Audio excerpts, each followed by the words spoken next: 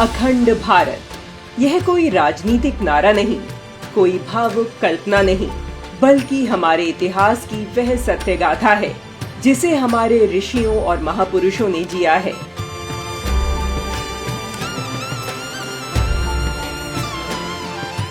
भारत कोई सीमित भूभाग नहीं था। यह तो वह भूमि है जहां गंगा से लेकर गोदावरी तक, हिमालय से लेकर कन्याकुमारी तक और गांधार से लेकर सुमात्रा तक एक ही सांस्कृतिक चेतना प्रवाहित होती थी।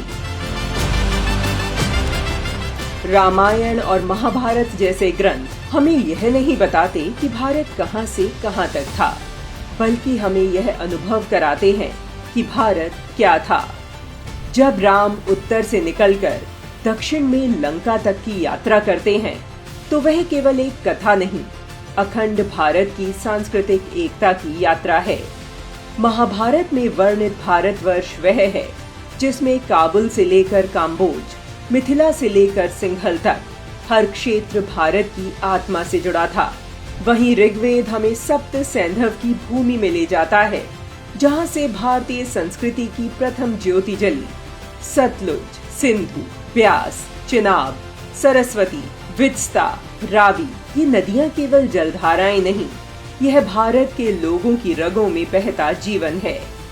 पुराणों में भारतवर्ष के 9 खंड बताए गए हैं: इंद्रद्वीप, नागद्वीप, वारुण द्वीप आदि। ये द्वीप इस बात के साक्षी हैं कि भारत की संस्कृति कभी भूगोल से सीमित नहीं रही। महापुरुषों ने अखंड भारत को केवल इतिहास नहीं, भविष्य की आवश्यकता माना है। भारत माता फिर से अखंड होकर विश्व गुरु बनेंगी, यह योगी श्री अरविंद का स्वप्न था।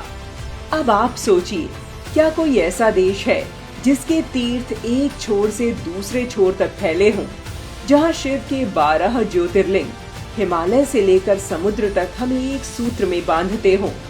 अखंड भारत केवल सीमाओं का नहीं, समरसता का विचार है। एक ऐसा भारत जहां भाषा भिन्न हो सकती है पर भावनाएं एक हैं, जहां पूजा की विधि अलग हो सकती है पर आराध्य के प्रति भक्ति भाव एक है। आज जब कुछ कुंठित मानसिकता के लोग अपने राजनीतिक स्वार्थ के लिए क्षेत्रवाद और भाषावाद के आधार पर समाज में विभाजन पैदा करने का षड्यंत्र रच रहे हैं, तब हमें अपने ग्रंथों, अपने गौरवशाली इतिहास और अपनी आत्मा को सुनना होगा। अखंड भारत का विचार केवल अतीत की स्मृति नहीं, बल्कि यह भविष्य की दिशा है। यह मात्र राजनीतिक या भौगोलिक भारत की चर्चा मात्र नहीं, बल्कि यह उस भारत की कल्पना है जो सांस्कृतिक रूप से चारों दिशाओं में विस्तृत है। यह उस सांस्कृतिक भारत की कल्पना है